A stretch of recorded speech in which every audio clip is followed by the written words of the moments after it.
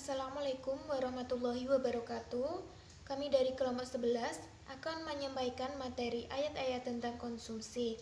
Sebelumnya perkenalkan, nama saya Malinda Arunjayani, NIM 1950210006.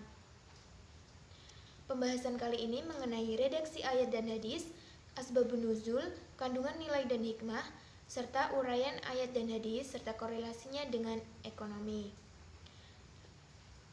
Ayat yang pertama yaitu Quran Surah Al-Qasas ayat 77 yang berbunyi, A'udzubillahi minasyaitonirrajim, Bismillahirrahmanirrahim, Wabtaghi fima ataqallahud daral akhirata wa la tansa nasibaka minad dunya wa ahsin kama ahsanallahu ilaika wa la tabghil fasada fil ardi innallaha la yuhibbul mufsidin, yang artinya dan carilah pada apa yang telah dianugerahkan Allah kepadamu, kebahagiaan negeri akhirat, dan janganlah kamu melupakan bagianmu dari kenikmatan duniawi, dan berbuat baiklah kepada orang lain sebagaimana Allah telah berbuat baik kepadamu, dan janganlah kamu berbuat kerusakan di muka bumi. Sesungguhnya Allah tidak menyukai orang-orang yang berbuat kerusakan. Quran Surah Al-Qasas ayat 77. Ayat yang kedua yaitu Quran Surah Al-Mu'min ayat 61 yang berbunyi, A'udzubillahi minasyaitonirrajim, Bismillahirrahmanirrahim, Ulaika yusari'una fil khairati wa hum laha sabiqun, yang artinya mereka itu bersegera untuk mendapat kebaikan-kebaikan, dan merekalah orang-orang yang segera memperolehnya. Asbabun nuzul Quran Surah Al-Qasas ayat 77 adalah surah ke-28 dalam Al-Quran. Surah ini diturunkan di Mekah setelah surah An-Naml dan terdiri dari 88 ayat. Asbabun nuzul surah Al-Qasas ayat 77 ini berkenaan dengan rangkaian kisah Qarun. Ayat ini berisi nasihat yang diberikan oleh kaum Qarun kepada Qarun. Ada 4 nasihat, yaitu 1. Kekayaan yang diberikan Allah dengan memanfaatkan di jalan Allah, patuh dan taat pada perintahnya, mendekatkan diri kepadanya agar memperoleh pahala di dunia dan akhirat. Yang kedua, jangan lupa atau meninggalkan kesenangan dunia sama sekali, misalnya makan, minum, pakaian, dan kesenangan-kesenangan lain, selagi tidak bertentangan dengan ajaran Allah. Ketiga, berbuat baik kepada sesama sebagaimana Allah telah berbuat baik kepadamu. Dan yang keempat, jangan membuat kerusakan di atas bumi. Dan carilah pada apa yang telah dianugerahkan Allah kepadamu, kebahagiaan negeri akhirat, dan janganlah kamu melupakan bahagianmu dari kenikmatan duniawi. Maksudnya, gunakanlah harta yang berlimpah dan nikmat yang bergelimang sebagai karunia Allah kepadamu ini untuk bekal ketaatan kepada Tuhanmu dan mendekatkan diri kepadanya dengan mengerjakan berbagai amal pendekatan diri kepadanya, yang dengannya kamu akan memperoleh pahala di dunia dan di akhirat. Kemudian asbabun nuzul Quran Surah Al-Mu'minun ayat 61 ini, sebagaimana diterangkan dalam suatu riwayat, dikemukakan bahwa pandangan Umar sejalan dengan kehendak Allah. Dalam hal ini, ketika Umar mendengar Rasulullah membaca surah Al-Mu'minun ayat 12 sampai 13, Umar secara spontan mengucapkan, Fatabarakallahu ahsanul khaliqin. Kemudian Rasulullah bersabda, memang betul itulah kelanjutan ayat ini. Ayat tersebut sejalan dengan ucapan Umar diriwayatkan oleh Abi Hatim bersumber dari Umar. Nah, selanjutnya yaitu kandungan nilai dan hikmah. Quran Surah Al-Qasas ayat 77. Di dalam Al-Quran Surah Al-Qasas ayat 77, Allah memerintahkan manusia bekerja dan berusaha untuk kepentingan urusan dunia dan akhirat secara seimbang. Tidak boleh orang mengejar duniawinya saja dan melupakan akhiratnya. Begitu juga sebaliknya. Keduanya ini harus berjalan dan diperhatikan secara seimbang. Selain itu, ayat 77 Quran Surah Al-Qasas ini juga menasihatkan agar kita berbuat baik kepada orang lain, sekaligus dengan kriterianya, berbuat baiklah sebagaimana Allah telah berbuat baik kepadamu. Janganlah berbuat jelek pada orang lain. Berbuat baik yang biasa-biasa saja tampaknya tidak atau belum cukup. Kita harus berbuat baik sesuai dengan kasih sayang Allah kepada kita. Pada akhir ayat, Allah menutup ayat ini dengan larangan bagi setiap manusia agar mereka tidak berbuat kerusakan, tidak semena-mena memperlakukan manusia lain, makhluk lain, dan juga lingkungan sehingga semuanya menjadi rusak dan meninggalkan warisan yang sia-sia bagi penerus kita. Allah menitipkan pada kita agar kita dapat memelihara alam dan kehidupan ini supaya tetap menjadi kebaikan bagi umat penerus kita kelak. Kemudian kandungan nilai dan hikmah pada Quran Surah Al-Mu'minun 61, ayat ini menerangkan bagaimana seharusnya sifat-sifat orang mukmin yang menyebabkan keberuntungan mereka di akhirat dan ketenteraman jiwa mereka di dunia. Demikian tingginya sifat-sifat itu hingga ia telah menjadi akhlak bagi Nabi Muhammad SAW. Ayat ini juga menegaskan bahwa orang-orang yang mempunyai sifat-sifat tersebut selalu bersegera berbuat kebaikan bila ada kesempatan untuk itu dan selalu berupaya agar amal baiknya selalu bertambah. Nah, orang yang demikian sifatnya akan diberi pahala oleh Allah amalnya yang baik di dunia maupun di akhirat. Terima kasih. Nama saya Irsalina Malvina Diva, NIM 1950210020. Selanjutnya yaitu redaksi dan ayat Quran Surat Al-A'raf ayat 31-32. A'udzubillahi minasyaitonirrajim. Bismillahirrahmanirrahim. Ya bani Adam hudu rinatakum inda kulli masjidin wa kulu washrabu wa la tusrifu innahu la yuhibbul musrifin. Ya, artinya, hai anak Adam, pakailah pakaianmu yang indah di setiap memasuki masjid. Makan dan minumlah, dan janganlah berlebih-lebihan. Sesungguhnya Allah tidak menyukai orang-orang yang berlebih-lebihan. Quran Surat Al-A'raf ayat 31. Bismillahirrahmanirrahim. Qul man harrama zinata Allahi allati ahraja li ibadihi wal tayyibati minar rizq. Qul hiya lilladzina amanu fil hayatid dunya khalisatan yawmal qiyamah. Kadzalika nufassilul ayati liqaumi ya'lamun. Ya, artinya, katakanlah, siapakah yang mengharamkan perhiasan dari Allah yang telah dikeluarkannya untuk hamba-hambanya, dan siapa pulakah yang mengharamkan rezeki yang baik? Katakanlah, semuanya itu disediakan bagi orang-orang yang beriman dalam kehidupan dunia, khusus untuk mereka saja di hari kiamat. Demikianlah kami menjelaskan ayat-ayat itu bagi orang-orang yang mengetahui. Quran Surat Al-A'raf ayat 32. Selanjutnya yaitu Quran Surat Al-Kahfi ayat 19. Bismillahirrahmanirrahim. Wa kadzalika ba'asnahum liyatasaalu bainahum. Qala qailum minhum kam labistum. Qalu labisna yawman aw ba'da yawm. Qalu rabbukum a'lamu bima labistum fab'asu ahadakum biwarikikum hadihi ilal madinati falyanzur ayyuha azka ta'aman falyatikum birizqim minhu walyatalattaf wala yus'iranna bikum ahada. Ya, artinya, dan demikianlah kami bangunkan mereka agar mereka saling bertanya di antara mereka sendiri. Berkatalah salah seorang di antara mereka, sudah berapa lamakah kamu berada di sini? Mereka menjawab, kita berada di sini sehari atau setengah hari. Berkata yang lain lagi, Tuhan kamu lebih mengetahui berapa lamanya kamu berada di sini.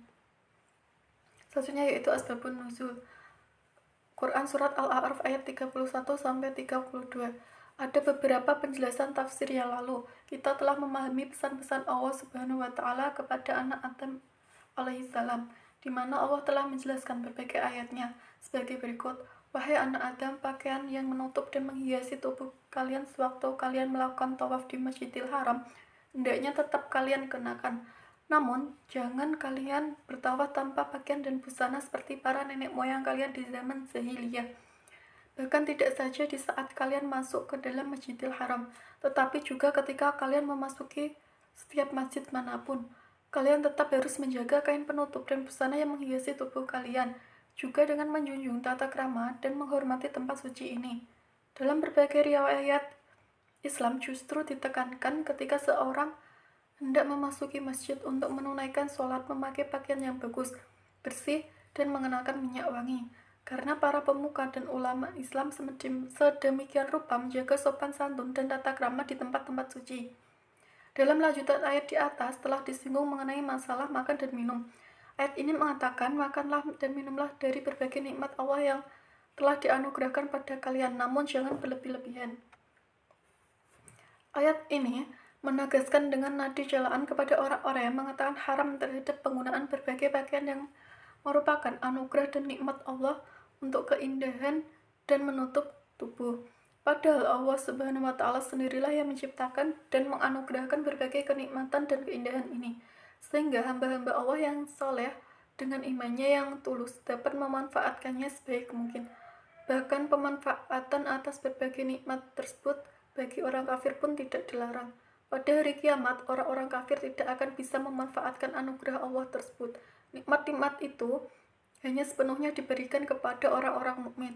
Namun dalam hal ini dapat mengakibatkan manusia-manusia menjadi berlebih-lebihan atau kurang dalam berbuat.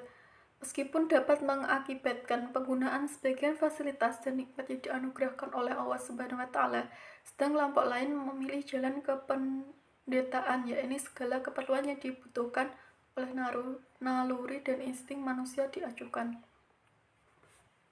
Selanjutnya yaitu Quran Surat Al-Kahfi ayat 19. Penggunaan kalimat ba'asa pada ba'asnahum yang berarti membangkitkan, membangunkan. Itu dalam bahasa Arab biasa digunakan untuk menghidupkan orang yang sudah meninggal.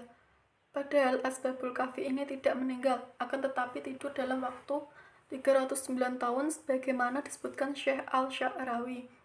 Sementara itu, bentuk saling bertanya mengenai berapa lama Asbabul Kahfi tertidur itu bentuk mencari kepastian mengenai waktu mereka tertidur.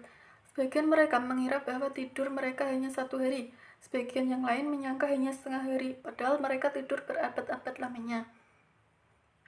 Menurut Syekh Al-Sya'rawi, mereka menduga hanya tidur beberapa hari saja, karena tidak ada perubahan bentuk tubuh mereka yang mengeriput atau rambut yang tumbuh uban. Namun pada akhirnya mereka menyerahkan kebenaran tersebut pada Allah Subhanahu wa Ta'ala.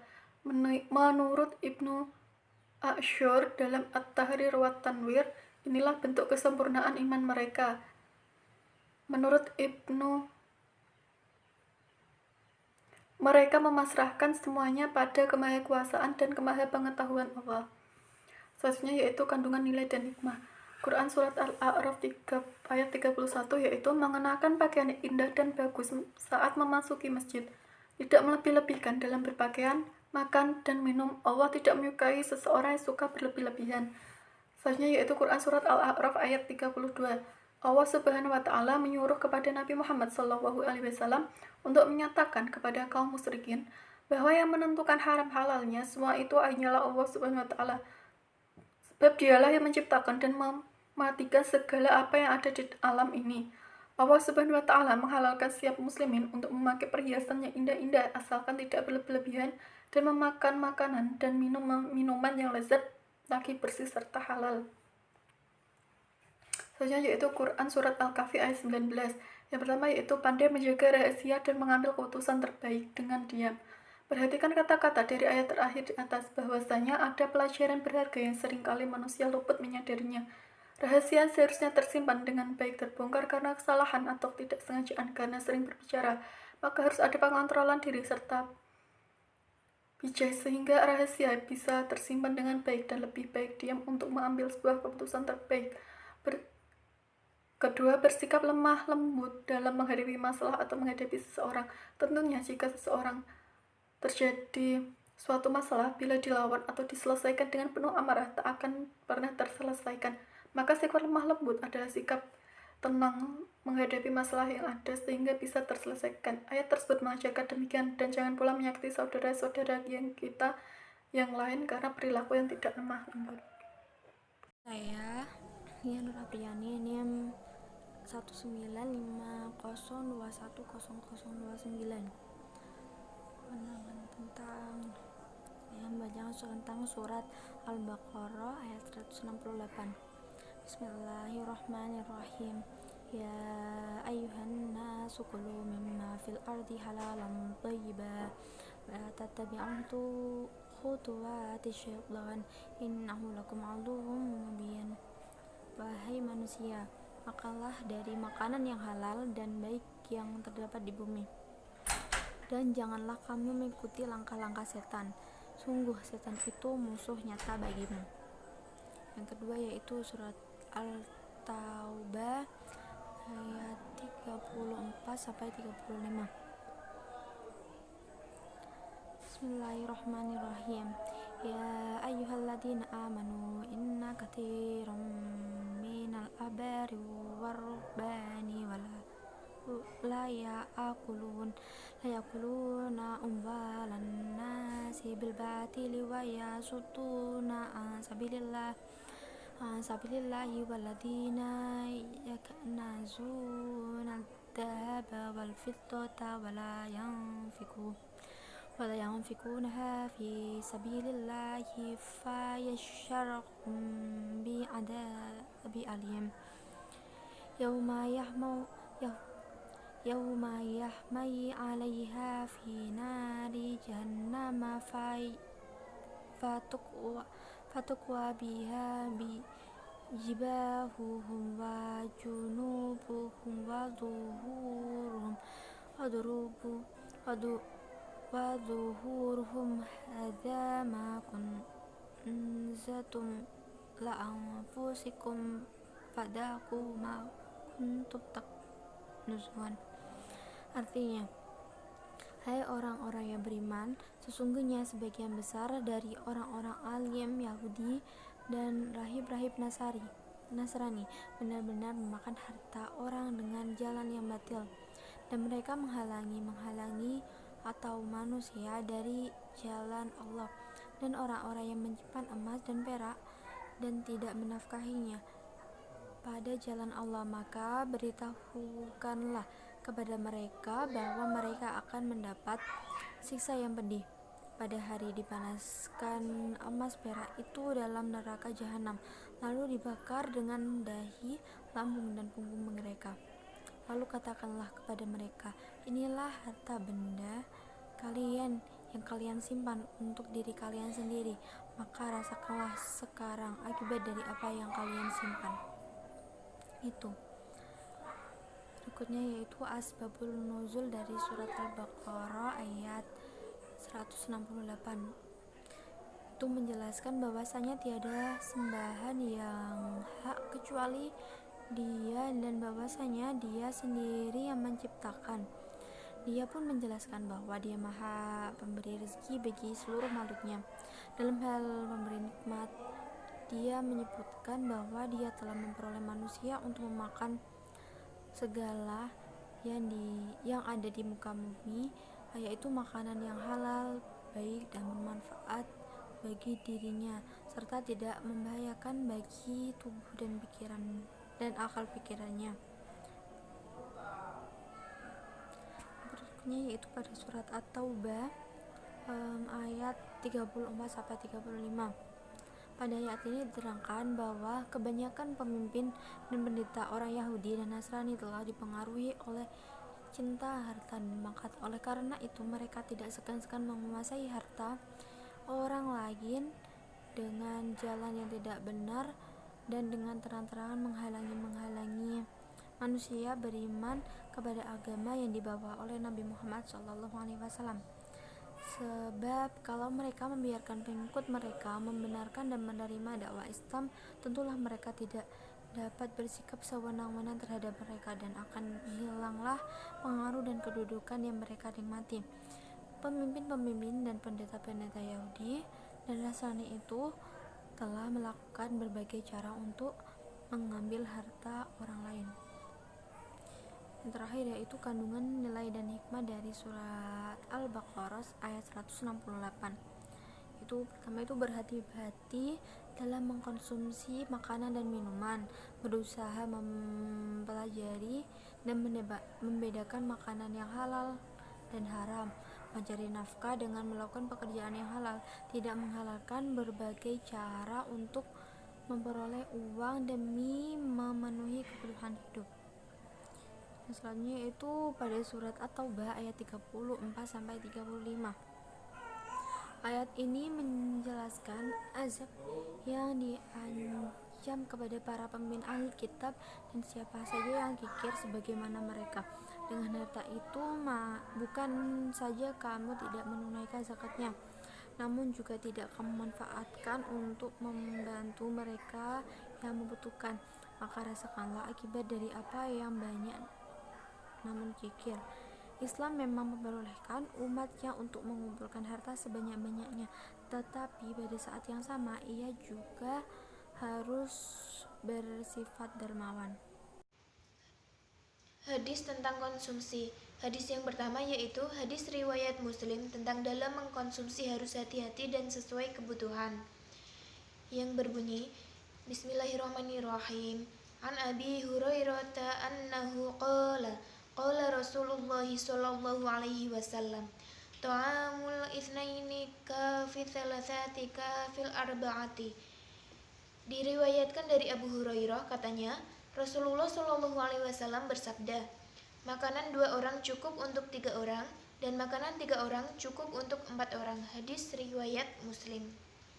Hadis yang kedua yaitu hadis riwayat Muslim tentang dalam mengkonsumsi tidak boleh bermewah-mewahan, yang berbunyi An Ummi Salamah qala Rasulullah sallallahu alaihi wasallam, man syariba fi ina'in min dhahabi aw fiddati fa innama yukharjiru fi batnihi naran min jahannam. Yang artinya, dari Ummu Salamah ia berkata, Rasulullah sallallahu alaihi wasallam bersabda, barang siapa meminum dari tempat yang terbuat dari emas atau perak, maka sesungguhnya ia memasukkan api neraka jahanam dalam perutnya. Hadis riwayat Muslim. Hadis yang ketiga yaitu hadis riwayat Muslim tentang dalam mengkonsumsi tidak boleh mencela barang yang dikonsumsi, yang berbunyi Bismillahirrahmanirrahim. An Abi Hurairah qala aba Rasulullah sallallahu alaihi wasallam, ta'aman qad kana idza syataha syai'an akalahu wa in karihatu tarakaha. Dari Abu Hurairah ia berkata, Rasulullah sallallahu alaihi wasallam tidak pernah sama sekali mencela makanan, tidak menghendaki sesuatu ia memakannya, dan jika tidak menyukainya ia meninggalkannya. Hadis riwayat Muslim. Hadis yang keempat yaitu hadis riwayat Muslim tentang dalam mengkonsumsi harus halal, yang berbunyi An Aisyah qalat su'ila Rasulullah sallallahu alaihi wasallam anil bathi faqala kullu tharabi askara fahuwa haramun. Dari Aisyah ia berkata, Rasulullah sallallahu alaihi wasallam ditanya tentang minuman keras yang terbuat dari madu. Lalu ia bersabda, tiap-tiap minuman yang memabukkan adalah haram. Hadis riwayat Muslim. Dan hadis yang kelima yaitu hadis riwayat Abu Dawud tentang dalam mengkonsumsi tidak boleh mengandung unsur riba, yang berbunyi Bismillahirrahmanirrahim. An Abdillah bin Mas'udin qala la'ana Rasulullah sallallahu alaihi wasallam akilar riba wa mukilahu wa syahidahu wa katibahu, yang artinya dari Abdullah ibnu Mas'ud ia berkata, Rasulullah Shallallahu Alaihi Wasallam melaknat orang yang makan riba, wakil untuk mengurusnya, saksi aktivitas bisnis riba, dan pencatat bisnis dan keuangan riba. Hadis riwayat Abu Dawud. Selanjutnya yaitu uraian ayat dan hadis serta korelasinya dengan ekonomi. Konsumsi merupakan pemakaian atau penggunaan manfaat dari barang dan jasa. Ia merupakan tujuan yang penting karena sebagai bentuk pemenuhan kebutuhan hidup seseorang.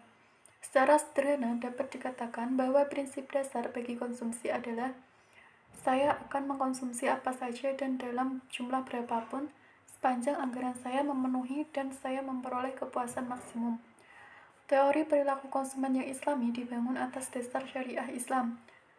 Dalam ekonomi Islam, konsumsi dikendalikan oleh 5 prinsip dasar, yaitu prinsip keadilan, prinsip kebersihan, prinsip kesederhanaan, prinsip kemurahan hati, dan prinsip moralitas. Ada beberapa dalil yang menerangkan tentang konsumsi yang bisa dijadikan sebagai acuan bagi seseorang. Yang pertama, anjuran untuk tidak berlebih-lebihan dalam berkonsumsi. Dalam hal ini, Allah Subhanahu wa Ta'ala berfirman, yang artinya, "Hai anak Adam, pakailah pakaianmu yang indah di setiap memasuki masjid.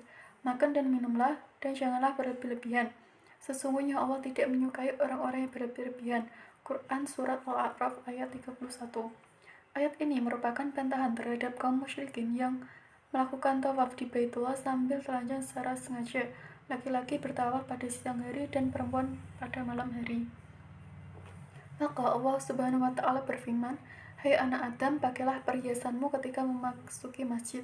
Yang dimaksud perhiasan di sini ialah pakaian untuk menutupi aurat. Kaum musyrikin disuruh mengenakan baju setiap kali mau memasuki masjid. Berdasarkan ayat ini dan sunnah yang semakna dengan ayat itu, maka disunahkan untuk mempercantik diri setiap kali melakukan sholat, terutama sholat Jumat, sholat jamaah, dan sholat Idul Fitri. Memakai parfum dan bersiwak merupakan pelengkap dalam menghias diri. Selain itu, ayat ini juga merupakan anjuran untuk tidak berlebih-lebihan dalam berkonsumsi. Kedua, anjuran mengkonsumsi yang baik dan halal. Allah Subhanahu wa Ta'ala berfirman, "Hai sekalian manusia, maka makanlah yang halal lagi baik dari apa yang terdapat di bumi, dan janganlah kamu mengikuti langkah-langkah syaitan, karena sesungguhnya syaitan itu adalah musuh yang nyata bagimu." Quran Surat Al-Baqarah ayat 168. Allah menjelaskan bahwa Dia Maha Pemberi rezeki kepada seluruh makhluknya. Dia menganugerahkan kepada mereka kebolehan memakan makanan yang halal lagi baik, serta melarang mereka memakan makanan yang diharamkan. Kepadanya Allah menyuruh hambanya yang beriman memakan yang baik-baik dari rezeki yang telah dianugerahkan kepada mereka. Oleh karena itu, hendaklah mereka bersyukur kepadanya jika mereka mengaku sebagai hambanya. Saya akan menerangkan tentang kandungan dari hadis. Yang pertama yaitu hadis riwayat Muslim tentang dalam mengkonsumsi harus hati-hati dan sesuai kebutuhan. Rasul dalam hal konsumsi selalu berhati-hati dan membatasi dirinya sesuai dengan kebutuhan dan tidak memenuhi keinginan atau hawa nafsunya itu. Beliau tidak akan makan kecuali jika sudah lapar dan berhenti makan sebelum kenyang. Selain itu, Rasulullah dalam memenuhi kebutuhannya tidak rakus. Hal tersebut menjadi larangan menurut Rasulullah dan menganjurkan untuk hemat. Yang kedua yaitu hadis riwayat Muslim tentang dalam mengkonsumsi tidak boleh bermewah-mewahan. Dalam konsumsi dianjurkan untuk sekedarnya saja, jangan bermewah-mewahan atau berlebihan dalam pemenuhan kebutuhan, bukan untuk pemuasan keinginan.